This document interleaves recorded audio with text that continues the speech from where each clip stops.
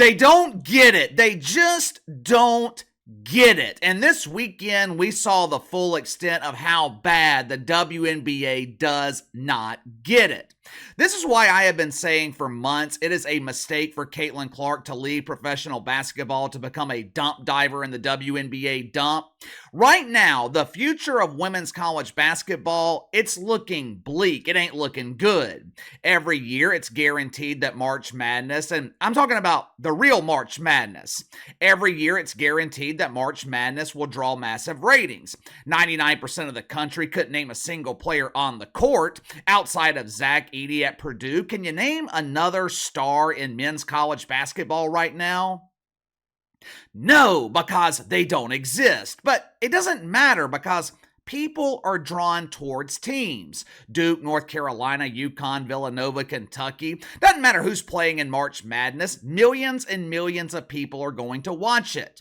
The women don't have that same luxury. There is one reason and one reason only why the women's tournament was a record-breaking success this year and to some extent last year. Caitlin Clark, not Angel Reese, not Paige Buchers or Paige Buckner, or however the hell you pronounce it. Dawn Staley is a legend, but she ain't pulling 14 million viewers.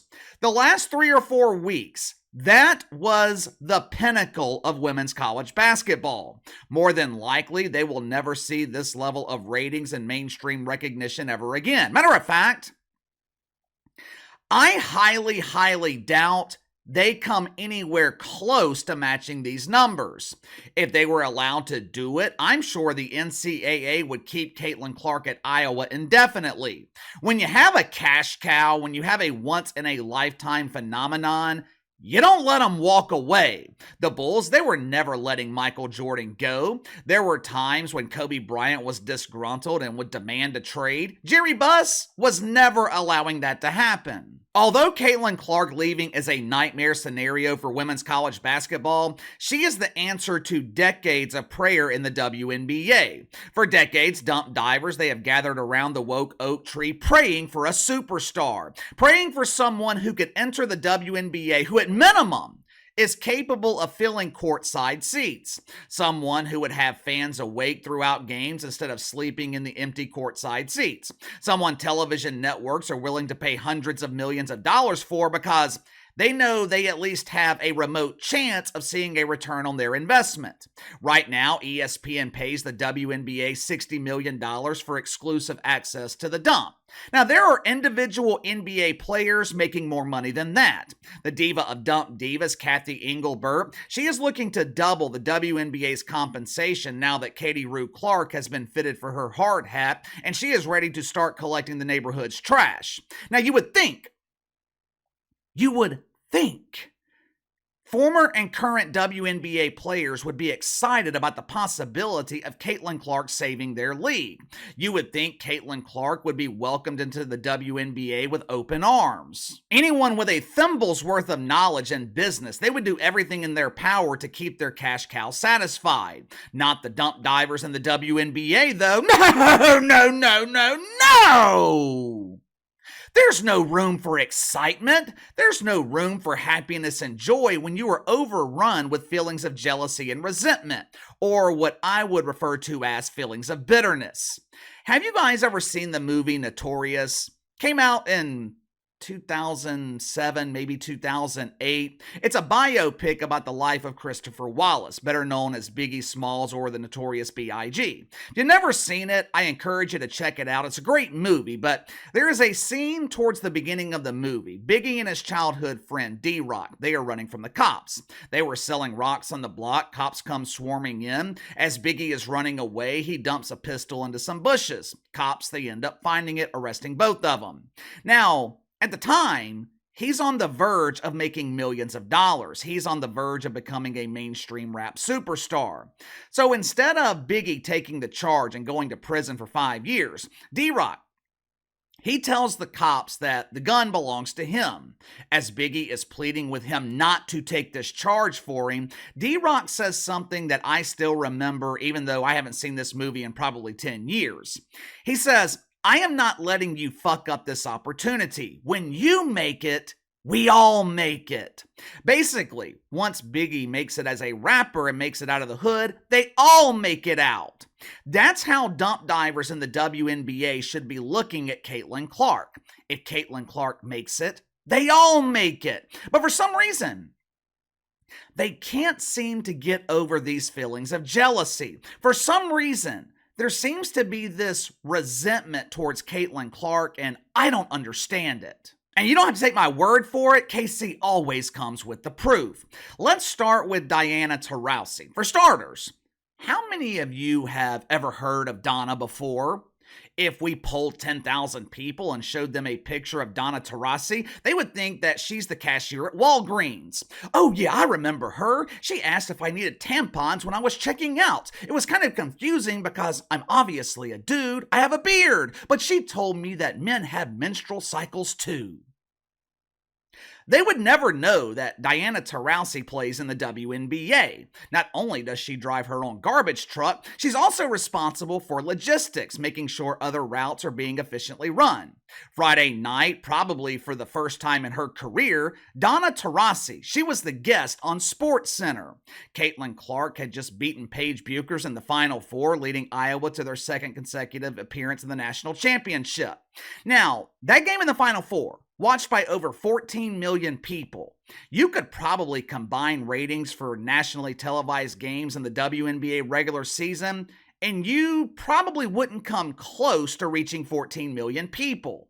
How did Donna celebrate Caitlin Clark? How did she show her excitement at the possibility that Caitlin Clark would elevate the WNBA? By giving Katie Rue a stern warning. Watch for yourself. Reality is coming. Okay.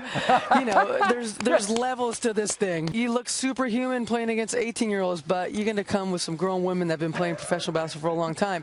Not saying that it's not going to translate, because when you're great at what you do, you're just going to get better. But there is going to be a transition period where you're going to have to give yourself some grace as a rookie. And, it might take a little bit longer for some people. What? Excuse me? Come again? Correct me if I'm wrong here. Did I just hear Donna say that Caitlin Clark will now be competing against grown women who have been playing professional basketball for a long time? Where? Where is this professional basketball being played? Because she damn sure couldn't be talking about the pretend basketball in the WNBA, the land of the airballed layups, airballed free throws. I would say airballed dunks, but they'd have to lower the rim to 6, maybe 8 feet and put a trampoline in the paint for a WNBA player to even come remotely close to dunking a basketball. But let's go ahead and get to Breanna Stewart, who runs the cafeteria in the WNBA. Her famous Bree Stew has made her one of the favorites in the dump. Over the weekend, Bree Stew, she was asked if Caitlin Clark needed to win a championship to cement her legacy in women's college basketball. Now, normally, I would say yes. If we were talking about the NBA, if we're talking about college football or college basketball, a superstar player definitely needs a championship to cement their legacy. But we're talking about women's college basketball, a sport that has been ignored for decades, a sport that has never been mainstream. Caitlin Clark, she has done the impossible. There's been a lot of players who have won a championship in women's college basketball. There's one player, who has taken the sport into the mainstream. So the obvious answer to this question is no. Caitlin Clark does not need a title to cement her legacy. Not according to Breanna Stewart. Watch for yourself. Yeah, she does. Because then you're gonna look 10 years back and you're gonna see all the records she's broken and the points and stuff like that. But anybody knows, your goal when you play college basketball is to win a national championship. 10 years from now, you know what we'll be saying when we look back at this period of women's college basketball? Damn, remember when women's basketball was popular? We have never seen a decline in popularity happen this quickly. 10 years from now, I'll be making a rise and fall video about women's college basketball. Hell, it won't even take 10 years. I'll probably be adding that video to the rise and fall series by this time next year. These WNBA players, they just don't get it. No one remembers scoring leaders. Who is the all-time scoring leader in men's college basketball? Who is the touchdown leader, the passing leader, rushing yards? Who holds all those records in the NFL? If LeBron James didn't break the record this season, I would be willing to bet that most people wouldn't know that Kareem Abdul-Jabbar was the all-time scoring leader in the NBA. People don't remember records. People remember how you make them feel. People remember moments. Jordan, Game 6, Red Sox 2004, my Saints in 2009. I still remember Tracy Porter sealing the Super Bowl with a pick six on Peyton Manning. 10 years from now, no one outside of South Carolina is going to remember the Cox winning the national championship. You know what they will remember? The legacy of Caitlin Clark. To further prove this point, let's go ahead and get to Lynette Woodard. KC, who in the hell is Lynette Woodard? Yeah, that's my point. Up until a few months ago, most people had never heard of Lynette Woodard. When she walked down the street, people thought, wow, she's pretty tall for a woman. They didn't think, oh, there's a basketball Hall of Famer and the all-time scoring leader in women's college basketball. Before Caitlin Clark came onto the scene, very few people knew about Lynette Woodard. Did you know she played in the WNBA? I didn't. Did you know that she coached at Winthrop? I didn't. Hell, did you even know she played basketball? I didn't. 6 months ago, if you asked me, who is Lynette Woodard? I would have probably said, she's the lead attorney at Woodard & Woodard. This time last year, she's arguing civil cases in Woke Municipal Court. She is defending Bearded Barbara, who's facing serious charges because the shade from her woke oak tree is preventing her neighbor's grass from growing. This year, Lynette Woodard, she is speaking at some convention at the Final Four. Now, you would think she would appreciate Caitlin Clark bringing her out of anonymity. If so, you would think wrong. Watch for yourself. I am the hidden figure, but no longer now. My record was hidden from everyone for 43 years. 43 years. I don't think, I'll just go ahead and get the elephant out of the room. I don't think my record has been broken because you can't duplicate what you're not duplicating. And so unless you come with a men's basketball and a 2-point shot, hey, you know. Could you be any more of a victim? You know why your record was hidden? No one was watching women's college basketball. It seems like the entire WNBA is hoping and waiting for Caitlin Clark to fail, and I don't understand it. For the first time in history, you had the possibility of being taken seriously. For the first time in history, you had the possibility of raising your minimum wage without government intervention. For the first time in history, you have an actual star who's willing to play in your league. And how is she welcomed by current and former players, from the original pooper swooper Cheryl Swoops to Lynette Woodard to Kelsey the Plumber and Donna Taurasi? They are welcoming Caitlin Clark to the WNBA by trying to tear her down. This is why the WNBA never succeeds. For years, they have blamed toxic masculinity. They have blamed misogyny. They have blamed dudes for the embarrassing failure of women. Look in the mirror. You are your own worst enemy. It's not men who have destroyed the WNBA. It's women. It's you. But give me your thoughts on this. Caitlin Clark has a tough road ahead. All the pressure is going to be on her to save the dump while dealing with jealousy and resentment from her own colleagues.